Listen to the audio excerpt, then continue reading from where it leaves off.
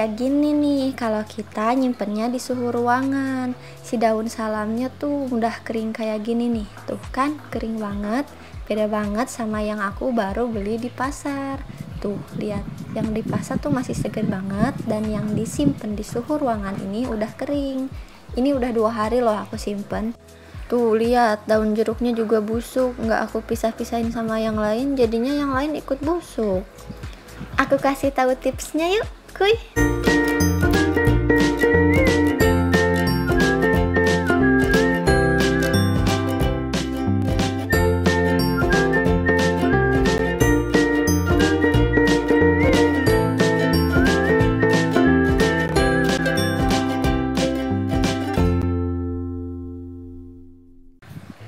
Nah, tadi pagi aku udah ke pasar belanja bumbu-bumbu dapur. Masih pada seger kan? Tuh, lihat daun salamnya juga masih hijau.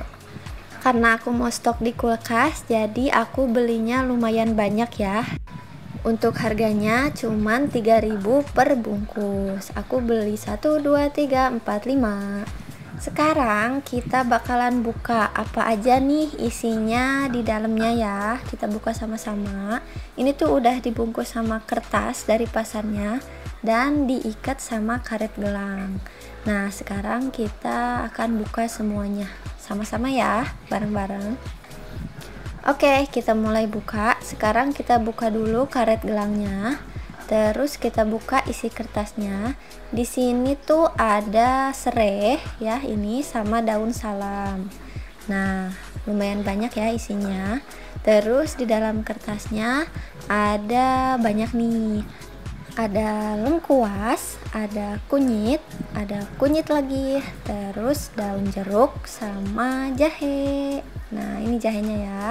Kita simpen dulu di bawah dan kita buka satu persatu bungkusan yang lainnya. Dengan harga 3.000 per bungkus, terus isinya komplit gini sih aku berani ya, karena udah banyak macam-macam gitu bumbu dapurnya. Harganya juga murah. Terus kita bisa stok banyak, padahal ini semua cuman 15.000 keseluruhan. Sekarang kita siapin tempat yang lumayan besar untuk mencuci semua bumbu-bumbu dapur ini. Nah, pertama-tama aku bakalan pilihin daun-daun yang udah layu atau busuk. Terus daun-daun yang masih segernya aku pisahin ke tempat yang tadi kita udah siapkan. Nanti daun-daun yang udah busuknya bakalan aku buang ya. Terus yang masih segernya bakalan aku cuci barengan sama yang lain. Di bagian ini emang nguras waktu banget sih, tapi bagian ini penting banget soalnya daun yang udah busuk gak boleh kita satukan sama daun yang masih segar.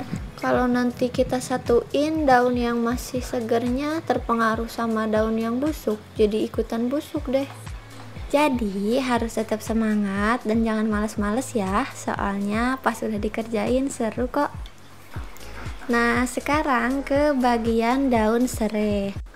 Untuk daun serai gak ada yang perlu kita buang ya, cukup lipat aja, terus nanti kita cuci bareng-bareng sama bumbu-bumbu yang lain.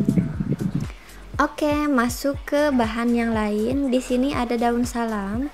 Kita pilihin ya daun salam yang masih segar, terus yang layu-layu atau agak busuknya kita buang. Nah, untuk daun salam sendiri sebenarnya kering juga tetap bikin masakan kita wangi ya. Cuman ada bagusnya kalau misalnya masih segar hijau kayak gini.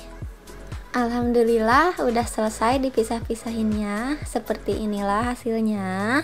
Tuh, sekarang kita mau cuci. Sekarang kita siapin talenan, terus pisau sama lap. Barang-barang ini kita perluin banget loh.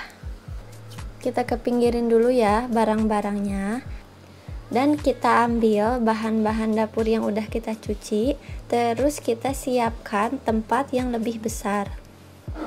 Langkah pertama kita bakalan gerai lap.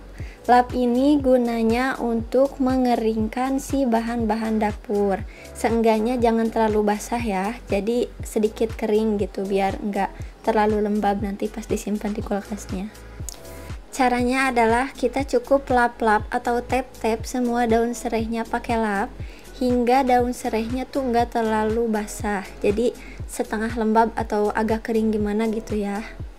Terus kita simpen tersusun di kontainer box seperti ini. Lakukan berulang-ulang ke seluruh bumbu-bumbu yang sudah kita cuci tadi ya, tanpa satupun bumbu yang terlewat. Oke, jadinya seperti ini. Sekarang ke bagian daun salam.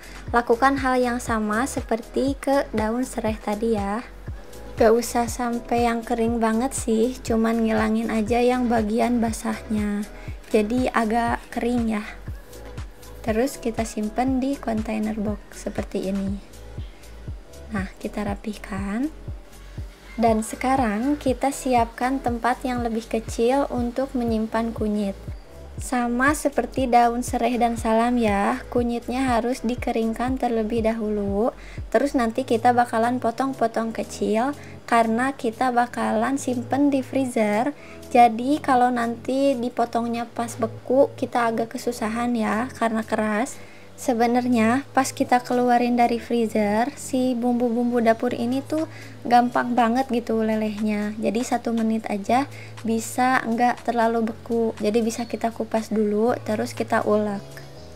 Jadi untuk proses pemotongan ini opsional ya. Aku sih cuman pengen lebih rapih aja tempatnya. Terus kalau misalkan dipotong-potong jadi lebih enak aja gitu, lebih praktis nanti pas masaknya. Jadi terserah kalian aja ya. Kalau misalnya kalian udah dicuci terus mau langsung dimasukin ke kontainer box, itu bisa.